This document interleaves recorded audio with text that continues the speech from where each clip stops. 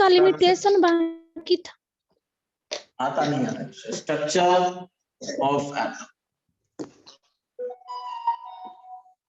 समझे?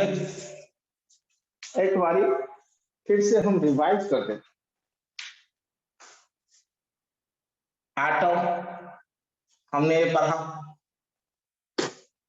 दूसरा पढ़ा शुरू में एटम के डिस्कवरी पढ़ा, डिस्कवरी ऑफ पहले इलेक्ट्रॉन, फिर प्रोटॉन, फिर न्यूट्रॉन, तीसरा मॉडल ऑफ एटम, उसके अंदर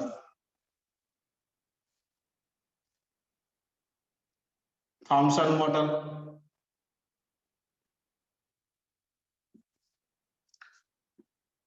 रदरफोर्ड मॉडल,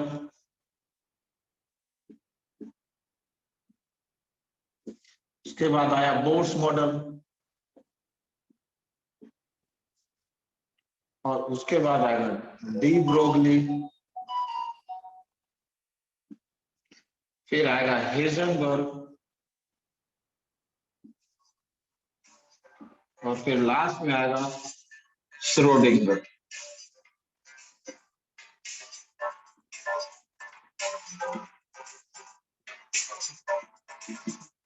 ये पढ़ो, ये फिजिक्स में सेम एज अ चीज है। फिजिक्स में ये सारा का सारा चीज फिजिक्स के अंदर आए, समझ आया? फिजिक्स में ये सेम आएगा। केमिस्ट्री की स्पेसिफिक जो चीजें हैं वो क्या है? केमिस्ट्री की स्पेसिफिक चीजें होंगी अबाउट इलेक्ट्रॉन, जो इलेक्ट्रॉन के बारे में पढ़ेंगे वो केमिस्ट्री की चीज। इसके अंदर क्या पढ़ेंगे? Shell concept and electron filling, फिर sub shell concept and electron filling, फिर orbital concept and electron filling,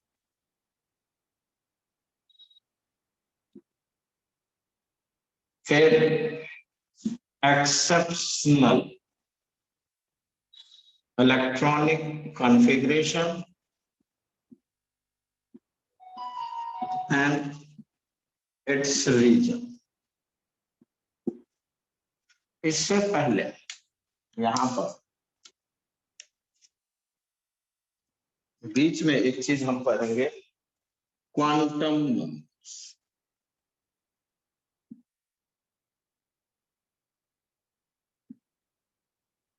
और ये चैप्टर फिनिश। समझ आया बच्चों? ये बिल्कुल अलग पार्ट है, ये और ये अलग पार्ट है। ये फिजिक्स और केमिस्ट्री दोनों में। सिर्फ फिजिक्स में आने वाले चीज क्या क्या है? कुछ और चीज आएंगे जो फिजिक्स में ही सिर्फ आएंगे। न्यूक्लियर फिजिक्स,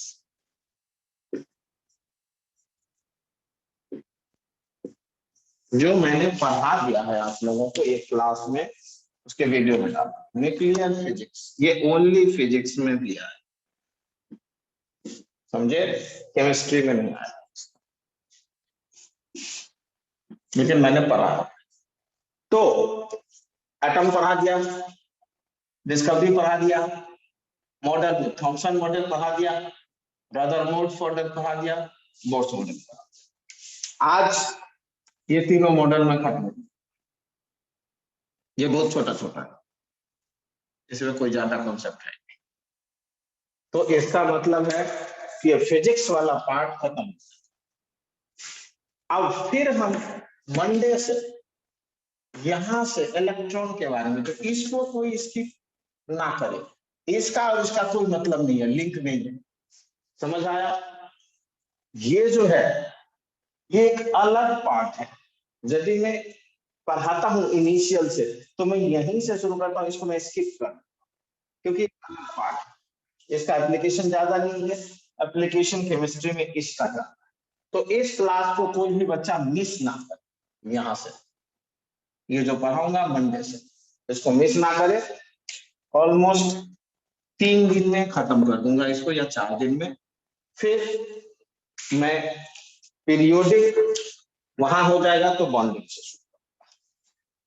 समझ आया। इसमें किसी को पूछना है तो पूछ लो। Atom, discovery of electron, proton और neutron, Thomson model, Rutherford model, Bohr's model. किसी को कुछ पूछना है या मैं पूछूं? बोलो भाई। आप ही क्या चीज मैं पूछूं? Yes Aryan, sir. Premanand, yes sir. मैं ही पूछता हूँ फिर। प्रेमानंद तुम बताओ, प्लैंक्स क्वांटम थ्योरी क्या कहता है? सर प्लैंक्स क्वांटम थ्योरी कहता है सर रेडिएशन पार्टिकल के फॉर्म में निकलता है सर। ठीक है, वो सही है। वो दूसरा पॉइंट सर, दूसरा पॉइंट सर फार्मूला याद है सर उसका सर। बताओ। Equal to S C by lambda sir. और ठीक है, सी बाय लैम्डा। लैम्डा क्या है? लेमडा सर वेवलेंथ है सर। ठीक है, और दूसरा एक क्या सर? और आगे 4 पॉइंट है, 4 या 3 यस पॉइंट। सर। सर इसका सर इसका वर्किंग फंक्शन सर। सर ये चलो सर ठीक है, वर्किंग फंक्शन से ज्यादा रहेगा तो तभी इलेक्ट्रॉन निकलेगा सर वो सरफेस फोटो मेटल से सर। इलेक्ट्रॉनिक, वो फोटो इलेक्ट्रिक इफेक्ट। चलो दूसरा कोई बताओ। आद्या तुम बताओ या आर्यन तुम बताओ। आर्यन तुम ही बताओ, आद्या का वो नेट नहीं काम। आर्यन तुम बताओ। Sir energy sir discontinuous form में निकलता है, एक छोटा छोटा पैकेट में जिसका एनर्जी होता है सर एच न्यू। हाँ, वो पार्टिकल नेचर है। और उसने क्या क्या मिशन किया वो बताओ, जल्दी करो यार। सर इसका स्पीड सर लाइट से कम होता है सर। ठीक है, और ठीक है, और बताओ।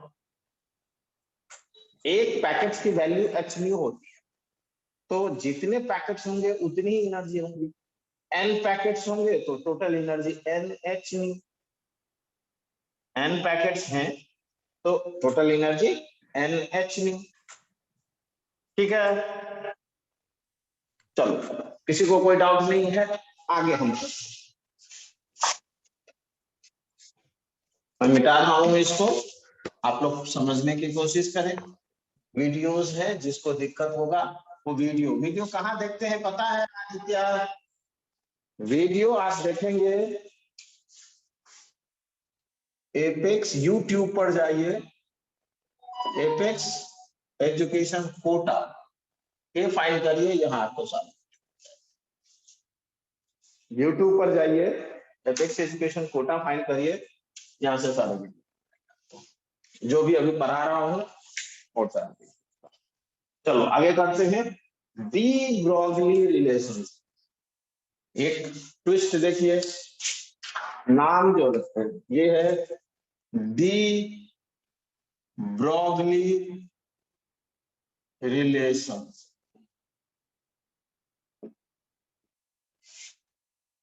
कुछ गड़बड़ है क्या? नीचे जो हमने लिखा है और ऊपर लिखा है वो नाम को ही अलग लिख दिया, कौन सा सही है? सर ऊपर वाला स्मॉल में जो लिखा है। ऊपर वाला सही है, नीचे वाला क्यों नहीं सही है? क्या गड़बड़ी है? सर नीचे वाला कैपिटल में नहीं होगा सर, वो स्मॉल में होगा है डी। ऐसा क्यों? सारे का नाम तो कैपिटल से शुरू होता है। सर फ्रेंच में स्मॉल से शुरू होता है सर। जी हाँ, फ्रेंच में स्मॉल से शुरू होता है, वो फ्रेंच साइज केमिस्ट था, तो इसीलिए उसका जो नाम है वो डी ब्रॉगली। यदि किताब में कैपिटल से भी लिखा है तो उसको इसलिए आप इग्नोर कर दीजिएगा कि कंप्यूटर ऑटोमेटिक पहला लेटर को कैपिटल कर दे। क्या समझे? कंप्यूटर क्या करता है, पहला लेटर को कैपिटल कर देता है। समझ आया? अब देखिए, किताब जो छापते हैं और जो लिखते हैं उन दोनों में फर्क होता है। यदि किताब में कुछ गलती हो जाती है ना, तो उसमें से बहुत सारी गलती जो प्रिंट करते हैं उनके कारण होता है, कंप्यूटर से लिखते हैं, या हम तो पीरियोडिक कर रहे थे ना, शाम को पीरियोडिक, शाम को सुबह के टाइम में। अभी स्ट्रक्चर ऑफ एटम ये भी खत्म होने वाली है, आज ही खत्म हो जाएगी ये। फिर उसके बाद केमिस्ट्री वाला पार्ट। देखो उन्होंने एक गलत लिख दिया, तो तुम लोग इसको इग्नोर कर दो यार। किताब में क्या लिखा, क्या दिख रहा है? कैपिटल में सर। जी हाँ, और यहाँ तो पूरा ही कैपिटल। चलो, डी ब्रॉगली क्या कहता है, इससे पहले कुछ कॉन्सेप्ट। सबसे पहले साइंटिस्टों को ये पता नहीं था कि पार्टिकल और वेव जो है वो नेचर है वो किसका। साइंटिस्ट को ये पता नहीं था, तो इवन आइंस्टाइन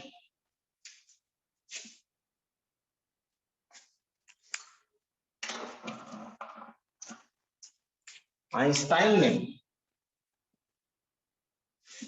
1900 में कहा light has dual nature.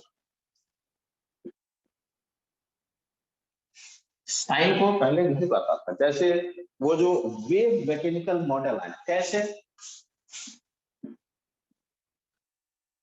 Wave, electromagnetic wave थे, इलेक्ट्रोमैग्नेटिक वेव थ्योरी और प्लैंक्स क्वांटम, इस पे based.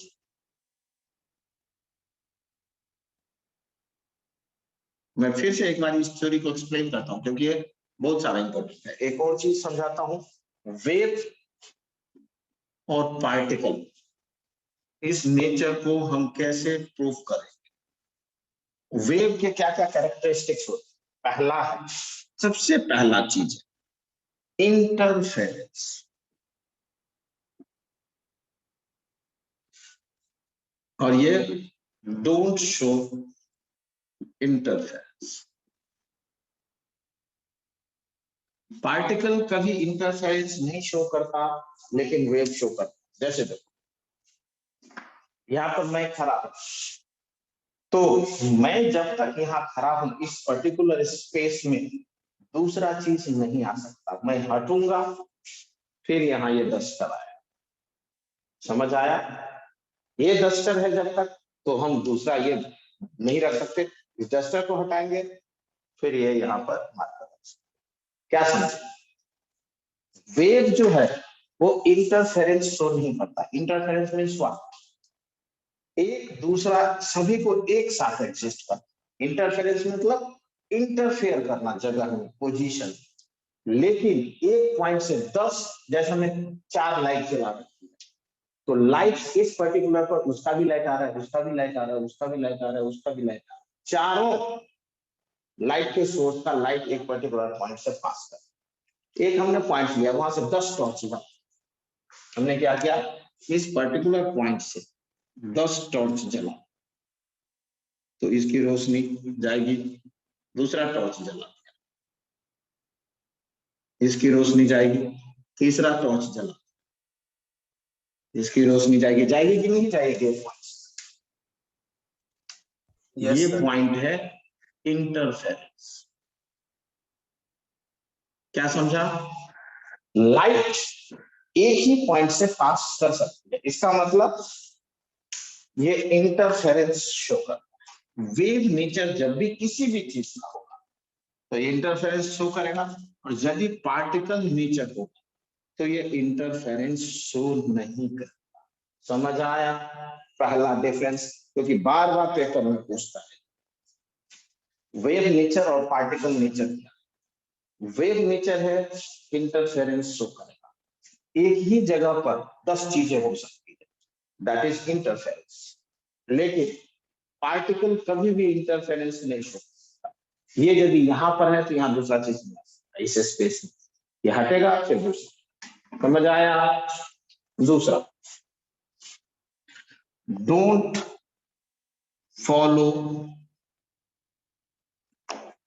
Follow mathematics algebraic rule.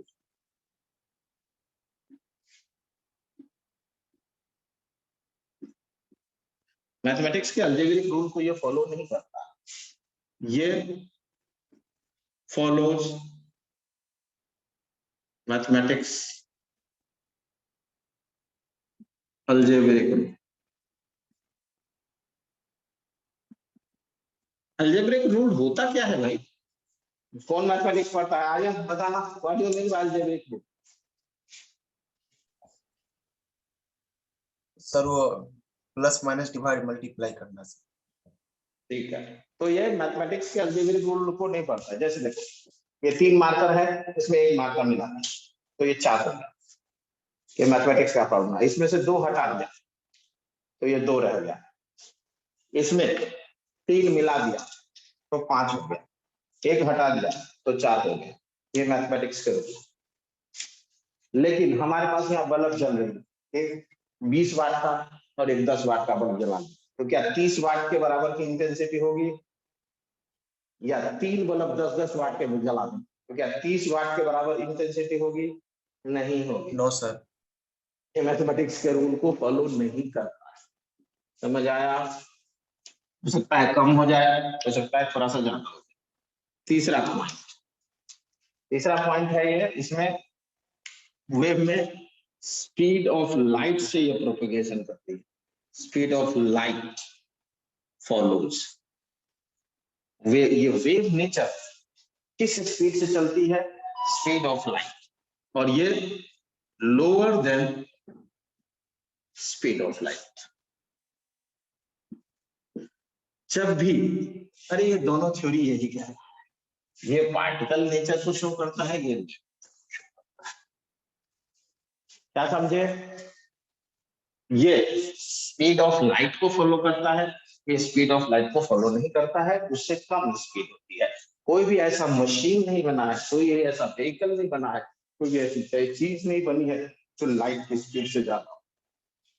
समझ आया अभी तक की थ्योरी? चौथा पॉइंट ये शो करता है डिफ्रैक्शन, रिफ्रैक्शन, टिंडल इफेक्ट। ये बाद में समझाऊंगा क्या होता है। ये डिफ्रैक्शन शो करता है, रिफ्रैक्शन को शो करता है, टिंडल इफेक्ट। ये डोंट शो, ये सब शो नहीं करता है, यह बहुत कम रेयरली शो। ये कराएगा रिफ्रैक्शन शो, डिफ्रैक्शन या ये डिफ्लेक्शन शो करता है, डिफ्रैक्शन नहीं डिफ्लेक्शन, पाथ चेंज हो जाता है। समझ आया? क्या किसी को इसमें कोई डाउट है इन पॉइंट्स में? कौन कौन सा एक्सपेरिमेंट वेव कैरेक्टर को शो करता है? वेव कैरेक्टर को शो करता है, वेव कैरेक्टर को जो शो करता है तो मैं नाम लिख देता हूं।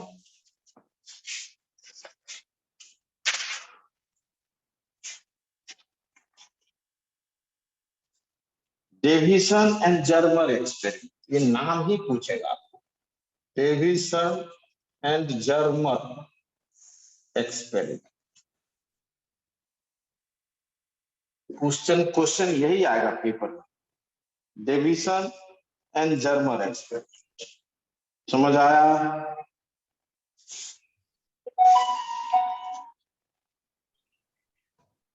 एक और थ्योरी है,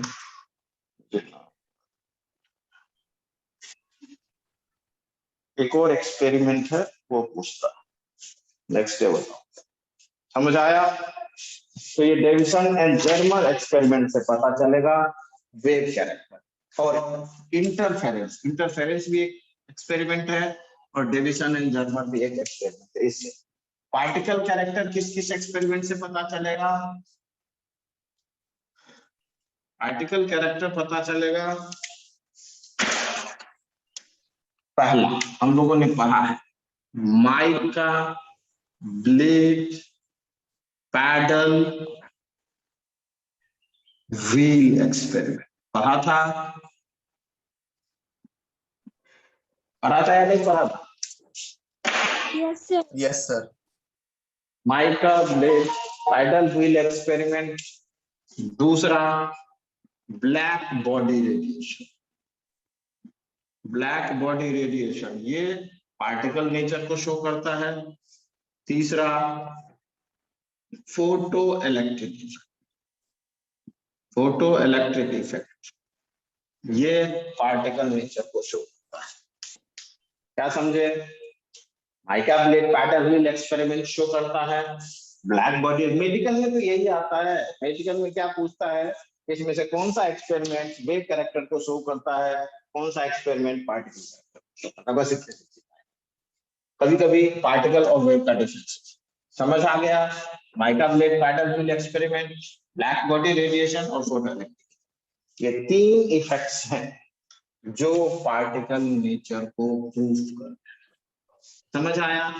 इतनी सब हो जाने के बाद आइंस्टाइन ने ये पता लगाया कि लाइट का डुअल कैरेक्टर। इससे पहले ये माना जाता था, आइंस्टाइन से पहले ये माना जाता था, light has wave character. Light has wave character only. Einstein से पहले ये माना जाता था कि लाइट का सिर्फ। समझ आया? फिर 1900 में आइंस्टाइन साहब ने पता किया तो उन्होंने कहा लाइट का डुअल। समझ आया? उसके बाद आइंस्टाइन को ही पता चला कुछ दिनों के बाद कि यार हम कुछ गड़बड़ कर रहे हैं। तो उन्होंने 1905 में अपनी थ्योरी को चेंज किया और उन्होंने कहा रेडिएशन हैज डुअल नेचर। क्योंकि लाइट में तो सिर्फ विजिबल पार्ट आएगी और रेडिएशन में विजिबल और इनविजिबल दोनों। क्या होगा? लाइट में सिर्फ विजिबल, लाइट का मतलब क्या है? Visible part. और रेडिएशन का मतलब क्या है? रेडिएशन का मतलब विजिबल भी और इनविजिबल। सूरज की रोशनी को आप क्या कहिए? रेडिएशन या लाइट? सनलाइट। सर दोनों कहेंगे। वो रेडिएशन है, रेडिएशन है वो, क्योंकि विजिबल इनविजिबल दोनों है। सूरज की रोशनी में वो इतनी गर्मी क्यों होती है? यूवी रेस और भी बहुत सारे इंफ्रारेड कौन। समझ आया? तो इतने में आइंस्टाइन को अपनी गलती पता चल गई। उन्होंने लाइट की जगह पर अब रेडिएशन। इसके बाद डी ब्रोगली साहब आते। इसके बाद कौन आते हैं? De Broglie. आइंस्टाइन की थ्योरी कब आई थी? 1905 में। 1924 में कुछ और डेवलपमेंट होती है और तब आते हैं डी ब्रोगली। तो डी ब्रोगली जी साहब 1924 में आकर के कहते हैं कि रेडिएशन का ही नहीं, all substance has dual nature. दुनिया में जितनी भी चीज है सारे का डुअल नेचर। मैं हूं तो मेरी बॉडी भी थोड़ा वेव कैरेक्टर शो कर रही है, हिलडुल रही है, और थोड़ा पार्टिकल कैरेक्टर भी शो कर रही है। लेकिन वो इतना छोटा है, इतना छोटा है पार्टिकल वेव कैरेक्टर कि हम उसे मेजर नहीं कर सकते। क्या कर सकते हैं? वेव कैरेक्टर ये इतने हैं, कांट मेजर्ड एक्यूरेट। यदि बड़ा ऑब्जेक्ट है तो उसका डुअल कैरेक्टर मेजर नहीं किया। पार्टिकल कैरेक्टर ज्यादा मेजर करोगे तो उसी रेशियो में वेव कैरेक्टर बहुत कम हो जाएगा और वो हम मेजर नहीं कर सकते। इस एग्जांपल को प्रूव कर दिया। समझ आया? इसमें किसी को कोई डाउट है? आइंस्टाइन ने कहा लाइट का डुअल नेचर, फिर आइंस्टाइन ने अपनी बात को चेंज किया और उन्होंने कहा रेडिएशन का डुअल नेचर। समझ आया? फिर उसके बाद आया डी ब्रोगली। डी ब्रोगली क्या कह रहा है? हर एक चीज का डुअल नेचर। समझ आया? इसका मतलब है हर एक चीज में वेव कैरेक्टर भी है as well as particle character होगा ना। जब डुअल नेचर है, डुअल नेचर मतलब wave nature as well as particle nature. ये डुअल नेचर का क्या मतलब है? ये डुअल नेचर का मतलब है वेव और पार्टिकल। तो दुनिया की जितनी चीजें हैं हर चीजों में डुअल। मिटाऊं या किसी को कोई डाउट? बोलो भाई। हो गया ये पार्ट मेरा खत्म। अब हम उसको थ्योरेटिकली लिख दें। डी ब्रोगली का कॉन्सेप्ट समझ आया? डी ब्रोगली ने आइंस्टाइन के थ्योरी को एक्सटेंड किया। डी ब्रोगली ने आइंस्टाइन के थ्योरी को एक्सटेंड किया और उसने कहा कि इस संसार में जितनी भी चीजें हैं उसका डुअल नेचर। देखो मैथमेटिकल एक्सप्रेशन, डी ब्रोगली के थ्योरी का mathematical expression.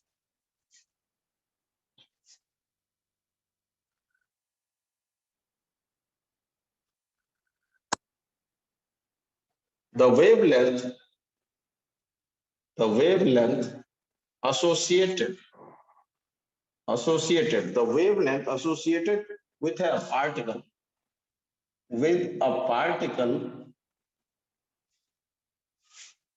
of mass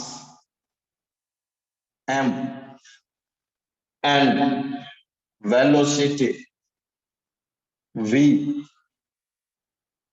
is given by relation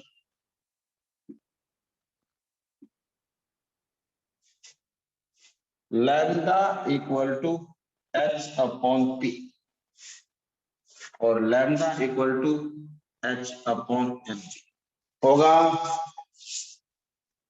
क्यों? p equal to mg। Momentum किसका होता है? Particle nature. मोमेंटम किसका होता है? Particle nature. ठीक है। यहाँ v क्या है? वेलोसिटी है। m क्या है? मास है। h क्या है? प्लैंक्स कांस्टेंट है। लैम्डा क्या है? वेवलेंथ है। ये किसके लिए है? पार्टिकल के लिए। ये किसके लिए है? पार्टिकल के लिए। ठीक है, चलो डेरिवेशन करते हैं। डी ब्रोगली का कभी कभी सीबीएसई में डेरिवेशन पूछ देता है, तो डेरिवेशन करते हैं, देखते हैं derivation of D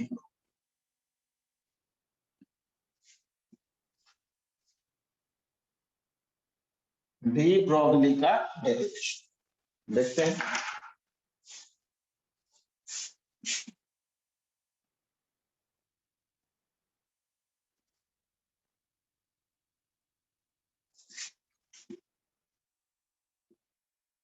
derivation of de Broglie equation. किसका नेट गड़बड़ चल रहा है? बार बार आ रहा है, जा रहा है। किसका कट रहा है बार बार? सर मेरा। अच्छा चलो ठीक है। अब देखो डी ब्रोगली की रिलेशनशिप में करते हैं। तो according to Planck's quantum according to Planck's quantum theory. Planck's quantum theory क्या कहता है? E equal to H nu, पहला इक्वेशन। इसमें कोई डाउट है? खाली कहाँ है? No, sir. According to Einstein theory, Einstein की थ्योरी में क्या कहता है? E equal to M C. क्या कोई डाउट है? No, sir. ये क्या है? पार्टिकल नेचर है। ये क्या है? वेव नेचर है। और ये पार्टिकल नेचर। अब यदि ई एनर्जी दोनों है, by first and second, H nu equal to M C square लिख सकते हैं या नहीं लिख सकते? लिख सकते हैं या नहीं लिख सकते? बताओ। Yes sir. ठीक है। अब एच न्यू को H into C by lambda लिख सकते हैं या नहीं लिख सकते? Yes sir. H by lambda equal to M C लिख सकते हैं। सी से कट गया।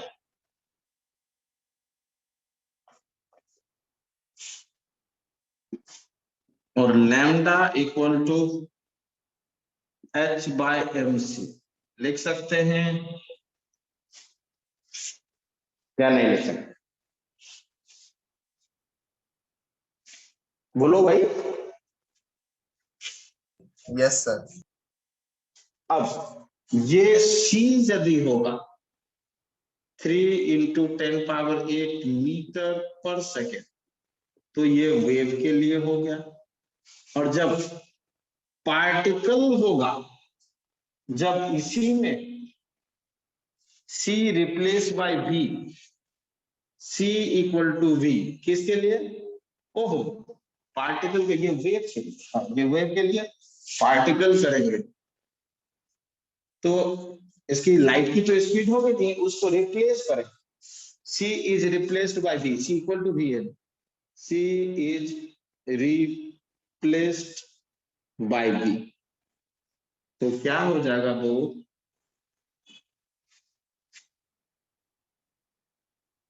होगा या नहीं? होगा या नहीं होगा?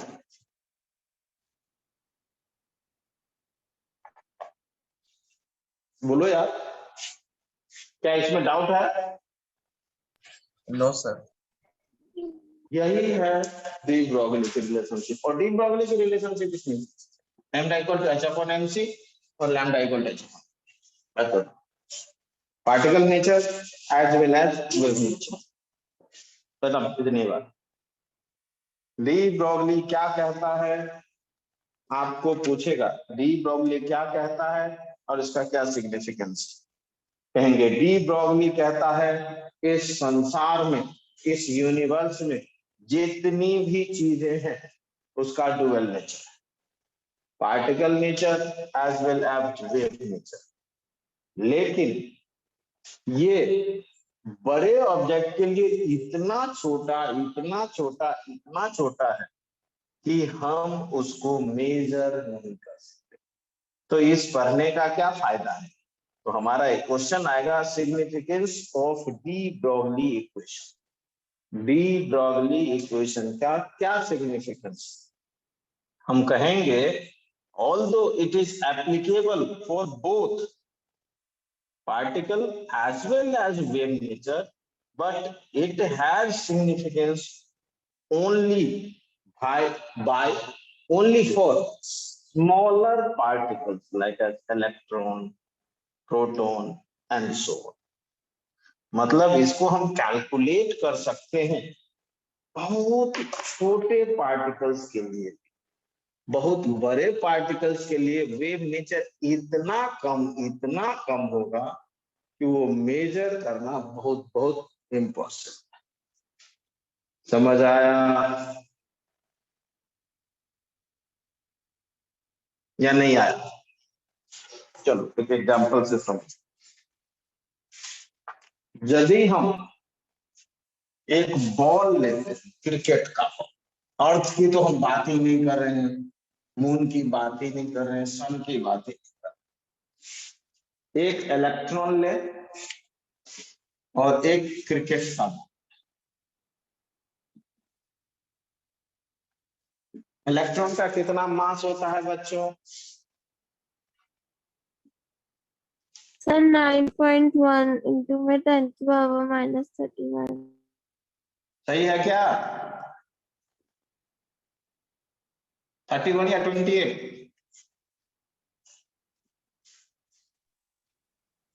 सर बोलिए 31 होगा। क्या? ग्राम? 31 kg। केजी में या ग्राम में? kg में सर। केजी में सर। चलो मान लेते हैं, चेक कर लेते हैं। ठीक है, इतना है। एक क्रिकेट के बॉल का मास कितना? 50 ग्राम। इतना ही होगा ना?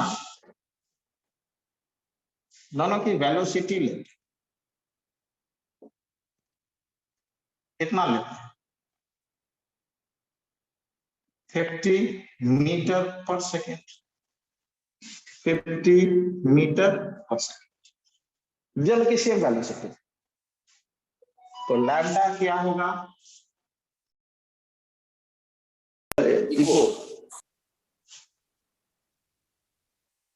-34 जूल सेकेंड।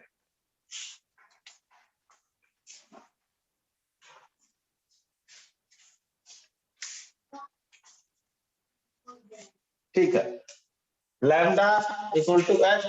फॉर्मूला क्या है? m into we. मास कितना है? 9.1 इंटू 10⁻31 इंटू वेलोसिटी कितना है? 50। इस केसेस में lambda equal to 6.6 into 10⁻34 upon 50 into 50। तो 100 हो गया, तो ये कट जाएगा, दैट इक्वल टू हो जाएगा 5/100 इसको, और 5/25 होगा, 4 हो जाएगा। तो 6.6 इंटू 4 और यहां से 3 हटा दें तो 10⁻−30। क्या ये मेजर किया जा सकता है? इसमें कितना होगा? 31 और 34, ये 9 और 5 45, ये ऑलमोस्ट काट देते हैं हम। 1.2 इंटू 10 की पावर कितनी हो जाएगी? 34 है, यहाँ पर 30 आ गया, 4 -4। क्या ये मेजर किया जा सकता है? Yes sir. तो जब एक क्रिकेट के बॉल का आप मेजर नहीं कर सकते हो, तो धरती का या बड़े बड़े चीज का क्या खास मेजर करो? लेकिन होता तो है। मान लो जो चीज आपको नहीं आता है, क्या वो नहीं होता है? जो चीज हमें नहीं पता है, क्या है? होता नहीं है क्या वो दुनिया में? बताइए।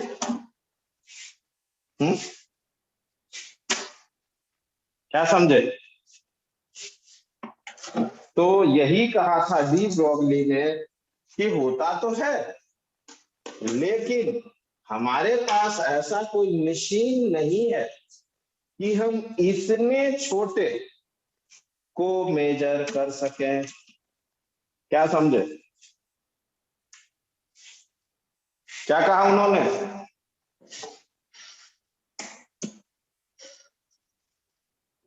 बताओ भाई, क्या मेजर किसी नहीं कर को सकते हैं। डाउट? तो सिग्निफिकेंस पूछेगा, what is the significance of de Broglie? कुछ तो सिग्निफिकेंस मतलब पढ़ने का क्या फायदा है, क्यों पढ़ रहे हैं इतना बकवास? समझे? तो कहेंगे होता तो है, लेकिन हमारी जनरल लाइफ में वो एप्लीकेबल नहीं है। हमारी जनरल लाइफ में एप्लीकेबल नहीं है, हम कर नहीं सकते। तो significance of de Broglie, de Broglie का क्या सिग्निफिकेंस है? Although it is applicable for all substance present in universe.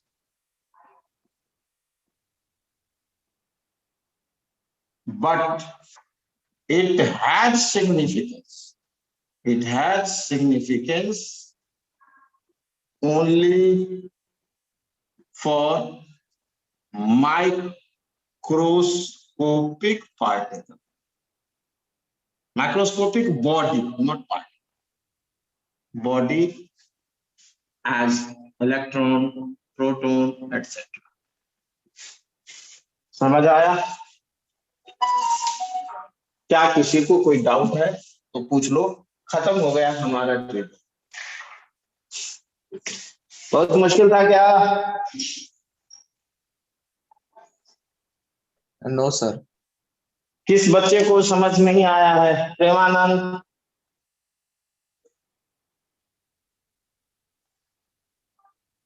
Premanand क्या समझ आया है?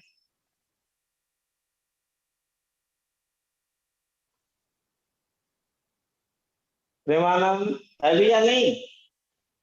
अच्छा है ही नहीं। Devyanshi, yes sir. क्या आपको समझ आया? यस सर, आ गया। क्या कहा उसने, डी ब्रोगली ने? बताइए, बताइए फटाफट बताइए, डी ब्रोगली ने क्या कहा? इस ब्रह्मांड में जितनी भी चीजें पार्टिकल प्रेजेंट है उस सारे का wave character as well as particle character. अब आप मेजर ना कर पाओ तो आपकी गलती, हम क्या करें, होता है। क्या कहा उसने? इस ब्रह्मांड में जितनी भी चीजें हैं उस सारे का wave character as well as particle.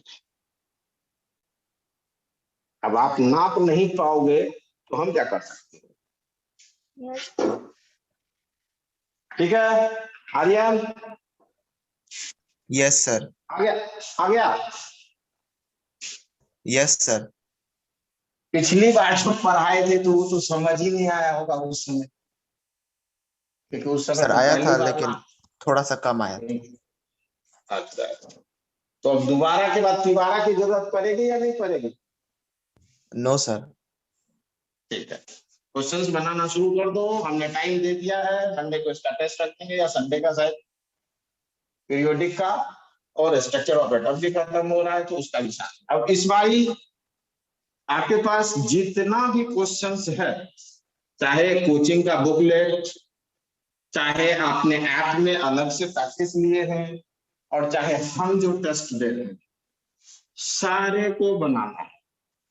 साथ में कोचिंग से डीपीपी भी लेना है आपको। जैसे ही कोचिंग खुलेगा तो वो डीपीपी भी सॉल्व करना है, और जितने डाउट्स होंगे उस सारे डाउट्स को भी डिस्कस करना है। सबसे वही पॉइंट अब बच रहा है, क्योंकि देखिए आप लोग कहाँ तक पढ़ते, देखिए पढ़ने का तरीका क्या है, और बच्चे पहले भी मैंने समझाया है बच्चे कैसे करते हैं। सबसे पहले बच्चे क्लास में जाते हैं तो पहला स्टेप होता है टीचिंग, समझे? पहला स्टेप क्या है? टीचिंग। ये हर बच्चा फॉलो करता है, क्लास में जाएगा बैठ जाएगा। दूसरा स्टेप है स्टडी, स्टडी ऑन या और रिवीजन, यहां पर करता है। तीसरा स्टेप है क्वेश्चन प्रैक्टिस। हर चैप्टर पर 200 से 500 क्वेश्चन, ईच चैप्टर। चौथा स्टेप है टेस्ट अटेम्प्ट। सर ठीक है, या टेकिंग। पांचवा है, इससे पहले है, चौथा ही होगा, डाउट डिस्कशन। पांचवा टेस्ट अटेम्प्ट, छठा डाउट या मिस्टेक्स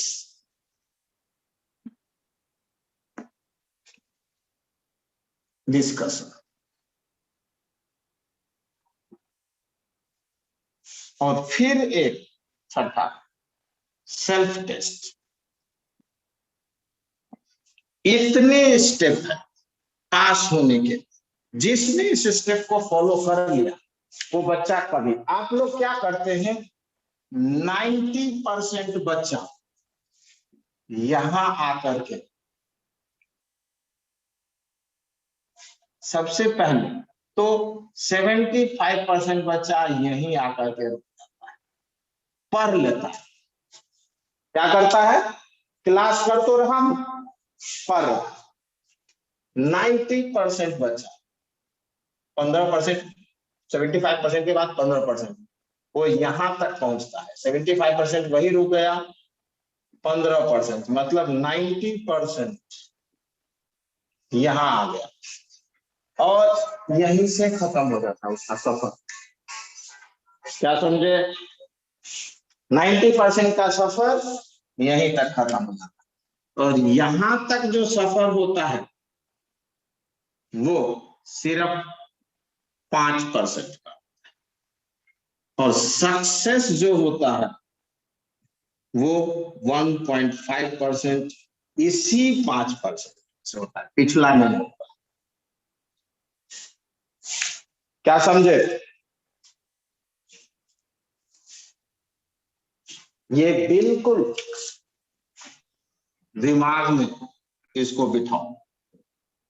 पास होने का यही एक मेथड है और कोई मेथड नहीं। अपने 24-25 साल की टीचिंग एक्सपीरियंस में मैंने एक भी बच्चा ऐसा नहीं देखा जो इस स्टेप से को फॉलो ना किया और वो पास हो गया है। एक सिंगल बच्चा, ब्रिलियंट से ब्रिलियंट बच्चा, बहुत इंटेलिजेंट है, यदि इस स्टेप को फॉलो नहीं करेगा वो पास। तो आपको क्या करना है वो आप पे डिपेंड करता है। और एक बार पढ़ने पर कभी भी इस स्टेप पर आप नहीं जा सकते। इस स्टेप पर पहुंचने के लिए आपको 3 टाइम्स स्टडी करना पड़ेगा, 3 बारी पढ़ना पड़ेगा कम से कम। तो ये 90 to 95% आप अंडरस्टैंड सब्जेक्ट का, समझ आया। जो यहां तक रुक जाता है उसे 40 to 50% अंडरस्टैंड। और कंपटीशन कभी भी 50% से होता है। जैसे इसीलिए देखेंगे आप 50% मार्क्स बहुत ज्यादा बच्चों का, 50-60% मार्क्स बहुत ज्यादा बच्चों का, लेकिन सक्सेस में बहुत कम होने लगता है। आधे के बाद जो नंबर बढ़ाने हैं वो नहीं बढ़ाते, बार बार बच्चे ट्राई करते हैं। वो क्या करते हैं, फिर से इतनी ही चीज करते। और बच्चे करते क्या है, कुछ बच्चे क्या करते हैं, देखिए कुछ बच्चे, और ये एक एक चैप्टर होना चाहिए, टीचर के साथ होना चाहिए। कुछ बच्चे पहले क्या करेंगे, क्लास अटेंड, और क्लास अटेंड करने के बाद पहला स्टेप, दूसरा स्टेप स्टडी भी कर ले, और फिर वो वेट करते हैं, वेट करेंगे chapter syllabus complete, syllabus completion. क्या करते हैं, वो वेट करते हैं कि सिलेबस कंप्लीट हो जाएगा फिर मैं पेपर बनाऊंगा। जब सिलेबस कंप्लीट हो जाता है तो वो क्या होता है, after completion start to practise. अब क्या होता है, 30% टू 40% मार्क्स फॉरगेट, सारा चीज भूल चुके हैं। अब फिर से वो यहाँ फिर से स्टडी कर, अब ये फिर क्वेश्चन बनाते हैं, फिर से वो क्या करते हैं, इसके बाद अगेन स्टडी चैप्टर, फिर क्वेश्चन।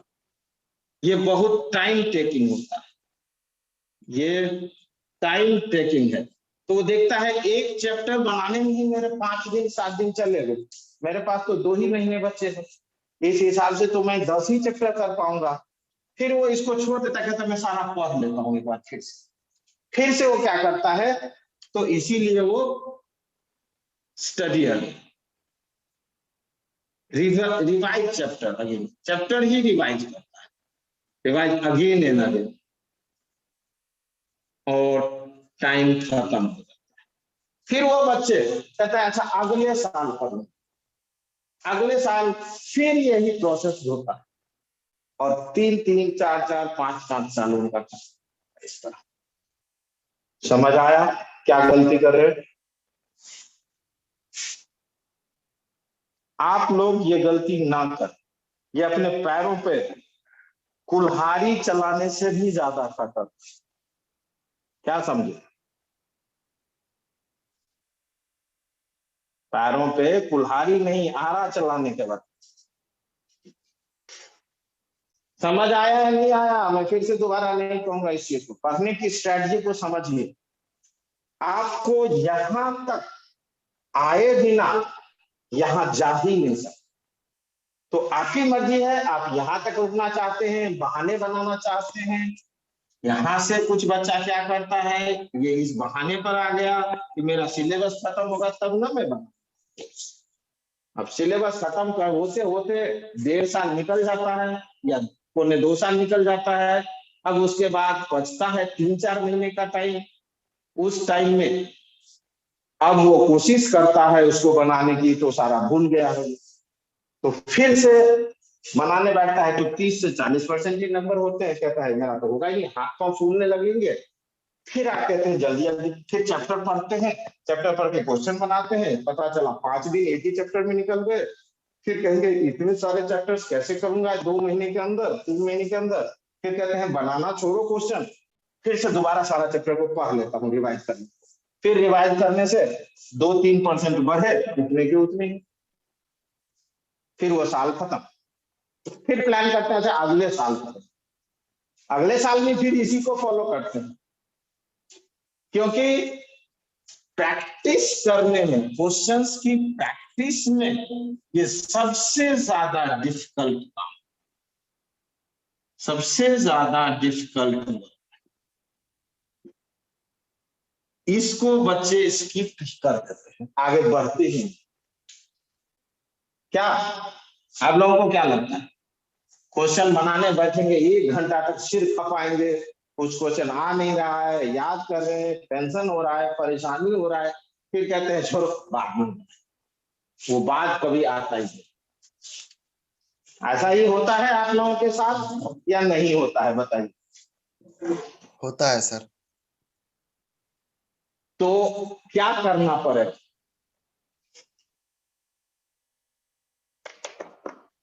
हम देखते हैं जितना बच्चा आईआईटी और मेडिकल में पास होता है, वो 75 से 70% बच्चा, 70 to 75% बच्चा फर्स्ट अटेम्प्ट में पास होता है,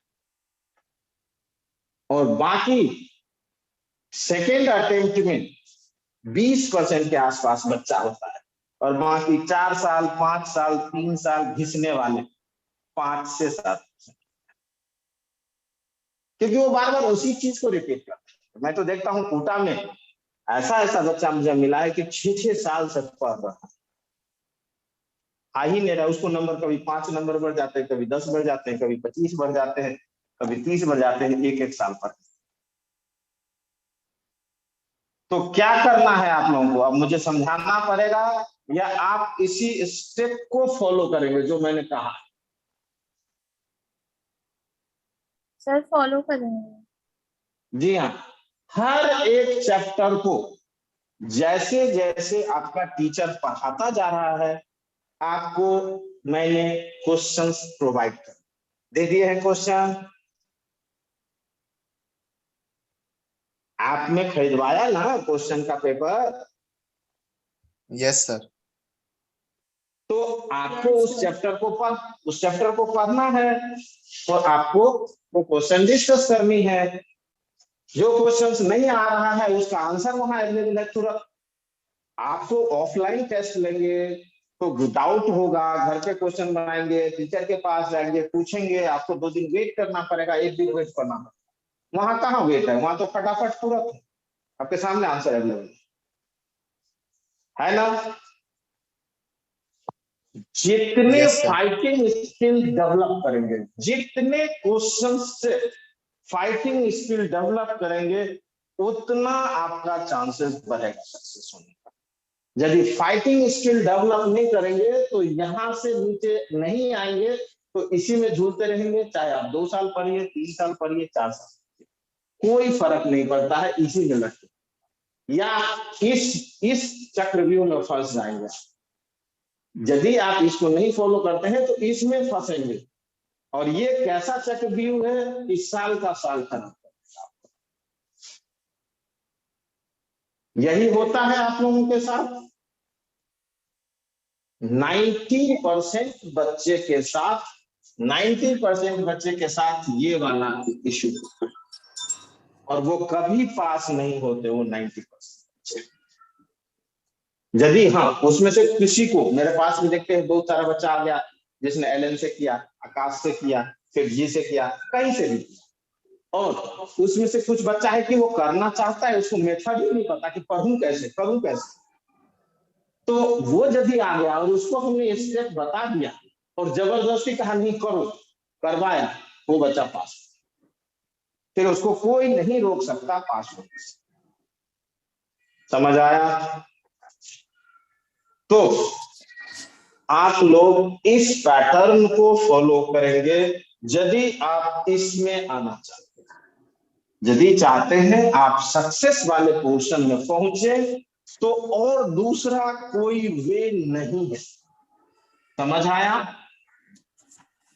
आप लोग इस बात को समझिए, और दूसरा कोई वे नहीं है कि आप वहां से चले। ठीक है? Okay sir. इसीलिए चैप्टर्स को जब भी कोई टीचर पढ़ा रहा हो या आपके पास बुक्स है, कोई जरूरी नहीं कि टीचर से ही पढ़ के करें, आपके पास बुक्स है उसको भी पढ़ सकते हैं, 2 बुक्स पढ़ लें, 3 बुक्स पढ़ लें, जो भी बुक्स हमने दिए हैं। और जो एक्सपर्ट कहता है, क्योंकि आपके पास टाइम लिमिटेड, तो जो एक्सपर्ट कह रहा है कि भाई इसमें इसको फॉलो करो, उसको फॉलो करो। और दूसरी बात, जो पास करा चुका है ऑलरेडी, बहुत सारी बच्चों को पास करा रहा है, ये ट्रिक है, टेक्निक है। सीबीएसई पढ़ाने वाले टीचर को आप कहिएगा 5 साल तक पढ़ाते रहो तब भी सवाल नहीं बनता। रीजन उन्हें पता ही नहीं है, तो उनको एक्सपीरियंस तो बहुत है, रिटायर कर गए हैं स्कूल से पढ़ाते पढ़ाते, लेकिन उन्होंने जो पढ़ाया है उसका नॉलेज होगा ना, जो चीज नहीं पढ़ाया उनका नॉलेज कैसे होगा।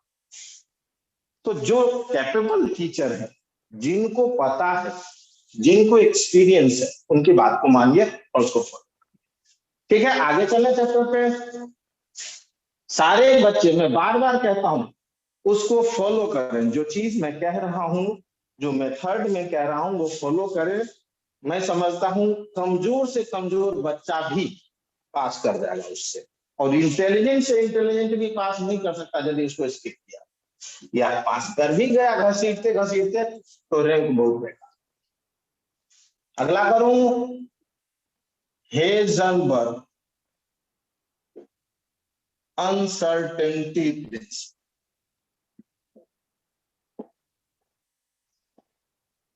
समझ आया?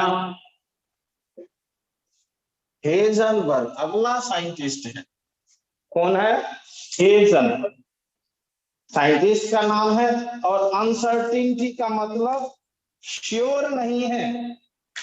तो ये जो बात कर रहे हैं वो कुछ अनसर्टेन चीजों की बात है। क्या बात कर रहे हैं हेजनबर्ग? कुछ अनसर्टेन चीजों की बात। समझ आया?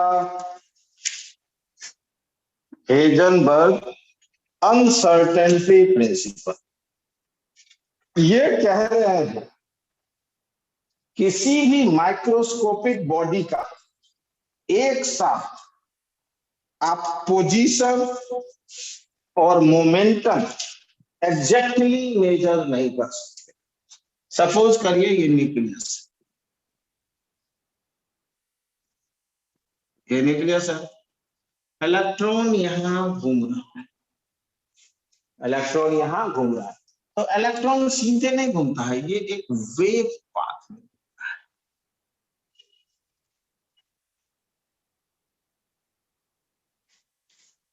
ये दो तरह का हो सकता है, इन फेज और एक out of phase. Out of phase क्या हो सकता है? जहां पर ये फेज में नहीं, जैसे देखिए ये फेज में नहीं, मिल नहीं गया, और ये फेज में मिल गया। अब ये इलेक्ट्रॉन है यहाँ, तो इसकी अपनी भी स्पिन है, दो तरह की मोशन, और एक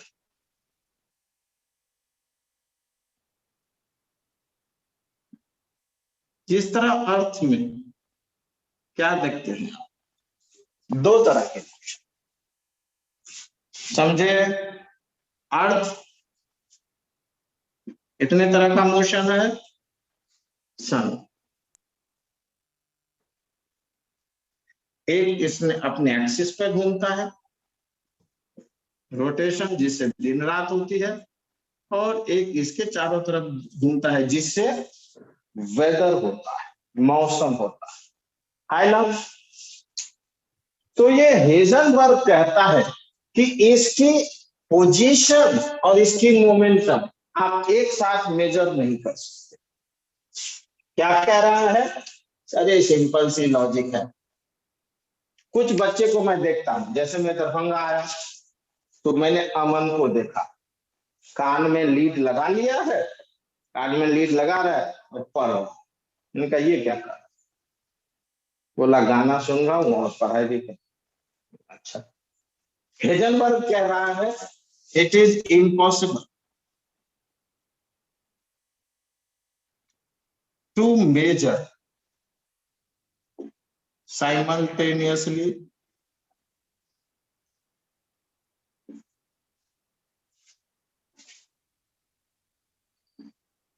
the position and momentum of any moving object accurate. तो कह रहा है यदि आप कान में लीड लगा करके गाना सुनते हुए पढ़ते तो गाना पर ध्यान रहेगा तो किताब भी रहेगा, तो क्या गाना बज रहा है वो भी सुन रहे हैं, किताब पर ध्यान, आधा आधा दिमाग बट गया। बहुत अच्छा गाना बजने लगा तो गाने पर ध्यान, तो पढ़ाई रुक जाए या थोड़ा बहुत, पढ़ाई पर पूरा ध्यान तो गाना क्या बजा पता ही नहीं। मतलब दो काम एक साथ परफेक्टली कर ही नहीं सकते।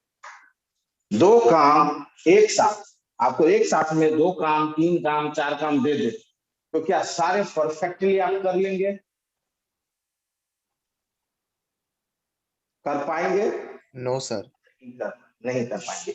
एक को ज्यादा एक्यूरेट करेंगे तो दूसरा उसी रेशियो में गलत हो जाएगा। जैसे आप गीत सुन रहे हैं और कोई आदमी आ गया आपसे बात करने लगा, मान लीजिए मैंने एक ही कान में लगा रखा है, दूसरा कान फ्री है, उससे बात करनी, तो उससे जो बात करने लगूंगा तो आपसे जो बात कर रहा हूँ, कोई बच्चा बोल रहा है वो पता ही नहीं चलेगा कि क्या बोल रहा है, मैं उससे बात कर रहा हूँ। यदि मैं बच्चे से बोल रहा हूँ तो अगला क्या बोल रहा है उसकी ध्यान ही नहीं है। दोनों की बात करूंगा तो आधा आधा समझ आएगा। तो हेजनबर्ग कहता है कि एक साथ में आप दो या दो से ज्यादा चीजें परफेक्टली नहीं कर सकते। ये कोई बहुत मुश्किल चीज कह रहा है क्या वो? ये तो लॉजिक, जनरल नो लॉजिक है। सर। एक साथ में आप दो या दो से ज्यादा काम परफेक्टली नहीं कर सकते। तो आगे से कान में लीड लगा करके गाना सुनते हुए पढ़ने का सिस्टम बंद। समझ आया? ये आप अपने आप को बेवकूफ बना रहे हैं, धोखा दे रहे हैं, टाइम खराब हो रहा है। समझ आया? कह रहा है यदि इसकी एक्यूरेसी को हम बढ़ाएंगे इसकी स्पिन पे, तो ये आगे भी बढ़ रहा है, धीरे धीरे आगे भी बढ़ रहा है और ये खुद भी घूम रहा है। यदि इसकी घूमने वाले को मेजर करें एक्यूरेटली, तो ये जो आगे बढ़ रहा है ये मेजरमेंट गलत हो जाएगा। और यदि इसकी मूवमेंट को हम मेजर करें तो ये जो इसकी मोशन थी ये गलत। तो यही कह रहा है हेजनबर्ग कि साइमल्टेनियसली एक साथ दो चीजें मेजर करना, पोजीशन एंड मोमेंटम, इम्पॉसिबल है। क्या बहुत भारी बात कह दिया उसने? क्या बहुत डिफिकल्ट चीज कहा? बहुत ट्विस्टेड था? बहुत डीप कॉन्सेप्ट था क्या? No sir. ये तो कुछ था ही नहीं। हमारी जनरल लाइफ में सभी कहते हैं ध्यान लगा के पास टाइम पास कर रहा है, कहते हैं कि नहीं कहते हैं? पढ़ाई पर ध्यान दे। कोई बच्चा पढ़ रहा है, किताब उल्टाया हुआ है, इधर उधर की बातें कर रहा है या हम लोगों की बात सुन रहा है, तो हम कहते हैं अरे बच्चा यहाँ पढ़ रहा है, यहाँ हम लोग बात नहीं करेंगे, चलो उधर जाकर बात।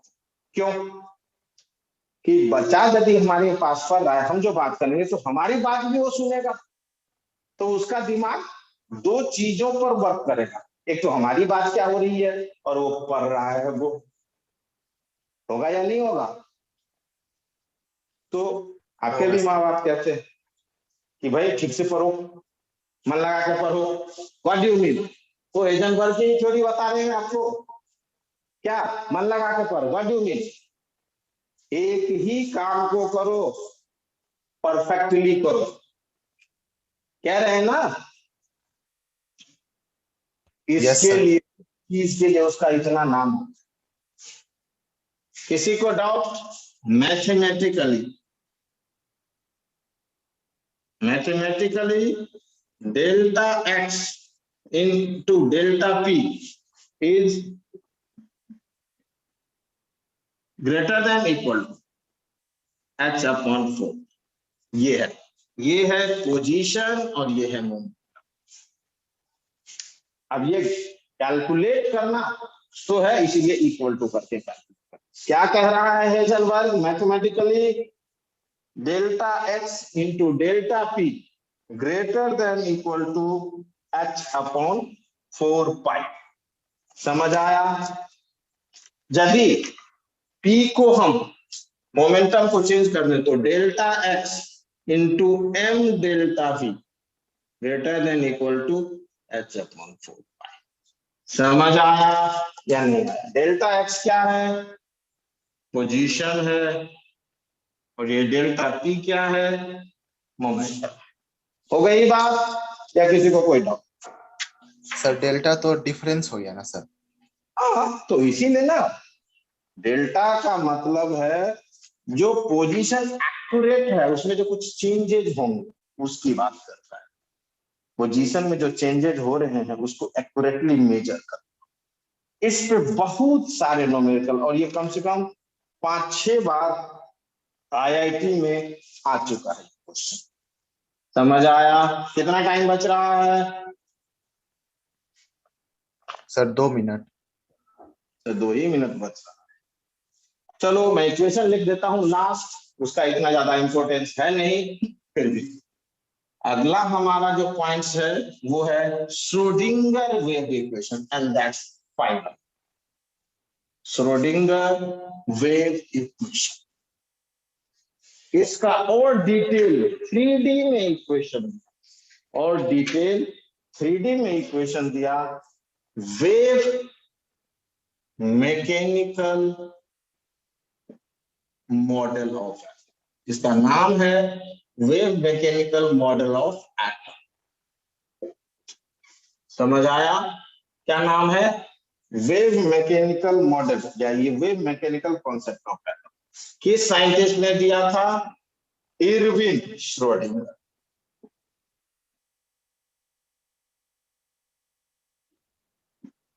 Irwin Schrodinger. क्या है equation? Delta square psi by D X square, 3D में है। Delta square psi by D Y square plus delta square psi by D Z square है। ये तीनों एक्सिस हो गया upon 8 pi square M by H square E minus PE, potential energy into psi equal to 0। यही है हमारा equation. Schrodinger का जो वेव इक्वेशन है वो ये delta square psi by D X square, delta square psi D Y square, delta square D Z square, ये तीनों एक्सिस को डिनोट करता है। और प्लस एम क्या है? मास ऑफ बॉडी या इलेक्ट्रॉन। ई क्या है? Total energy. इलेक्ट्रॉन या कोई भी बॉडी, ये कोई जरूरी नहीं है इलेक्ट्रॉन, कोई भी body, total energy of electron या माइक्रोस्कोपिक बॉडी। वी क्या है? Potential energy. ठीक है, चाहे तो उसको हम पोटेंशियल एनर्जी को वी से डिनोट करते हैं। एच क्या है? Planck's constant. X Y Z क्या है? कोऑर्डिनेट्स। एक्स वाई जेड क्या है? कोऑर्डिनेट्स, जो तीनों एक्सिस में हम बात कर रहे हैं उसकी पोजीशन को डिटरमाइन करने के लिए। सर साइड का नहीं दिख रहा है सर, हाँ? साइड का नहीं दिख रहा है, ऊपर का सर। ये अब दिखा? नहीं सर, थोड़ा सा और।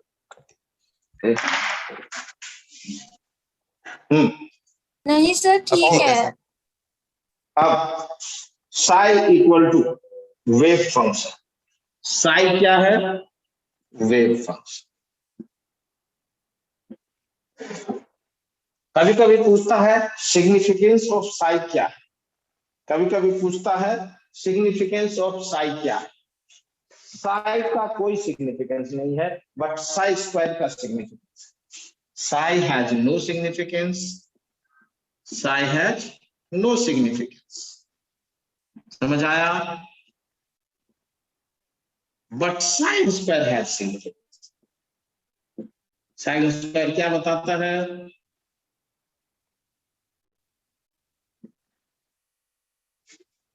ये ऑर्बिटल के बारे में, इलेक्ट्रॉन की प्रोबेबिलिटी के बारे में। समझ आया? खत्म। समझ आया बच्चों? क्वेश्चन पूछ दिया है इस बारी, साई क्या है, साई स्क्वायर, साई का क्या सिग्निफिकेंस। तो ये पार्ट हमारा खत्म। आपके किताब में ये पूरा दिया हुआ है, आप इसको एक बार गो थ्रू कर लीजिएगा। देखो सिग्निफिकेंस ऑफ साई स्क्वायर है, दिख रहा है या नहीं दिख रहा? Yes sir. ठीक है, अब यहाँ ये कह रहा है सिग्निफिकेंस ऑफ साई क्या। यहाँ से क्वेश्चंस पूछ दिया है, खत्म हो गया हमारा फिजिक्स वाला पूरा पोर्शन।